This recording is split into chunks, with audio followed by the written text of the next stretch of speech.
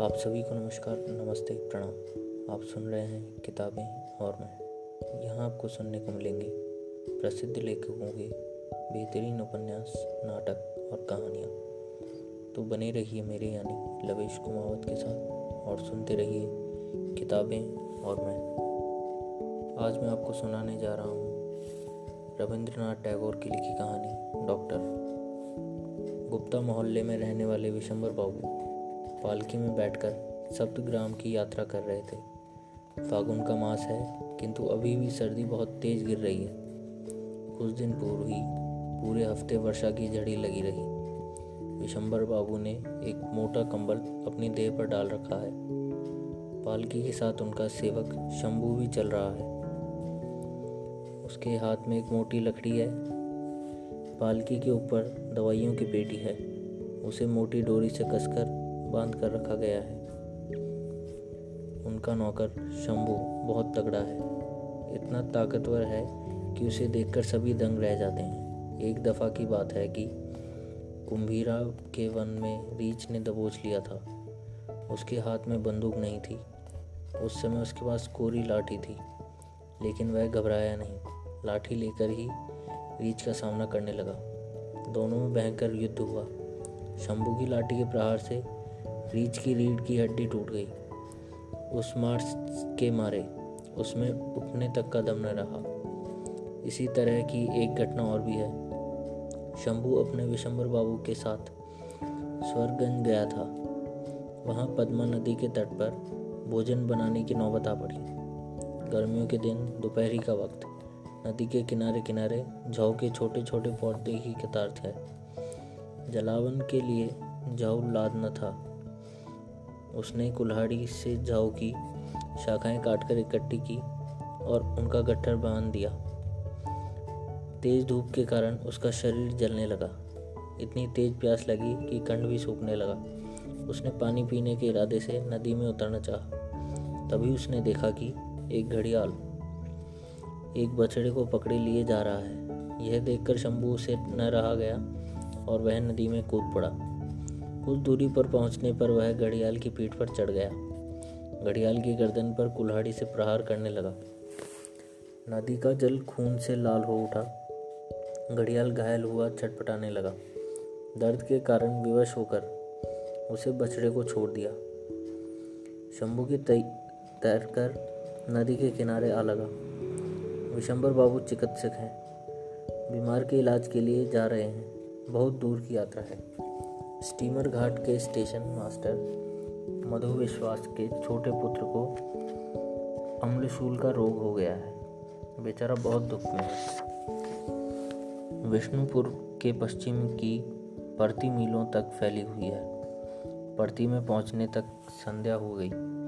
गाय बकरी चराने वाले अपने पशु लेकर लौट पड़े। विश्वंबर बाबू ने एक ढोर चराने वाले से पूछा, क्यों बेटे, बता सकते हो सप्तग्राम यहाँ से कितना दूर है? ढोर चराने वाले लड़के ने जवाब दिया, साहब, वह तो कोई 7 मील होगा। आज वहाँ की यात्रा न कीजिए। मार्ग में भीष्महाट की परती पड़ती है। उसके निकट शमशान है। वहाँ डाकुओं का डर रहता है। डॉक्टर ने कहा, बेटे क्या करें, बीमार बहुत मुसीबत में है, जाना तो पड़ेगा ही। यात्रा फिर शुरू हो गई। रात के 10 बजे तिलपनी नहर तक पहुंच पाए। पालकी की छत पर बंधी दवाओं की पेटी की डोरी खुल गई और पेटी नीचे आ गिरी। कैस्टर ऑयल की बोतल चूर चूर हो गई। पेटी को तो फिर से मजबूती के साथ बांध दिया गया, किंतु तभी एक और मुसीबत आ गई।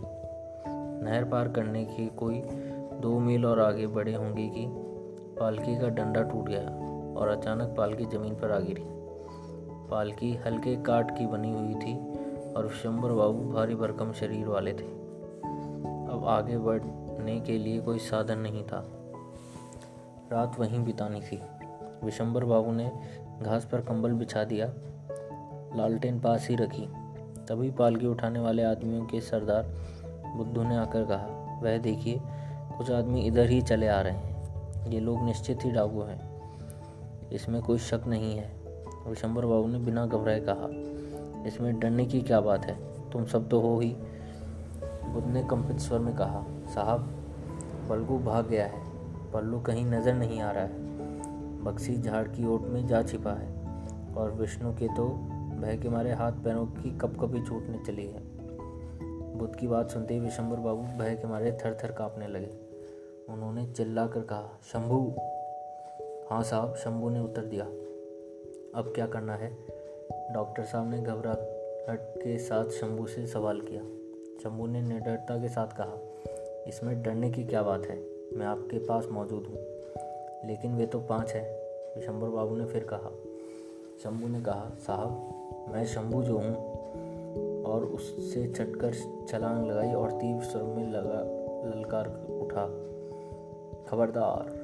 डाकू बहुत जोर से हंसने लगे। उन्होंने परवाह नहीं की और आगे बढ़ने लगे। शंभू ने पालकी का वह टूटा हुआ डंडा हाथ में उठा लिया और घुमाकर डाकुओं की ओर दे मारा।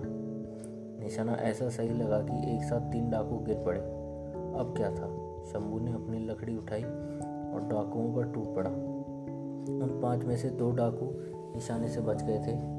वे सिर पर पांव रखकर पीछे की ओर भागने लगे। वे तीनों वहीं पर पड़े कराहने लगे। तभी डॉक्टर साहब ने आवाज़ लगाई, शंभू। हाँ साहब, शंभू ने उत्तर दिया। डॉक्टर साहब ने कहा, जल्दी से दवाइयों की पेटी उठा लाओ। कोई समय क्यों, इस समय उसकी क्या ज़रूरत है? शंभू ने कहा। शंबर बाबू ने कहा, इन तीनों को डॉक्टर तो मुझे ही करनी होगी, मरहम पट्टी करनी पड़ेगी।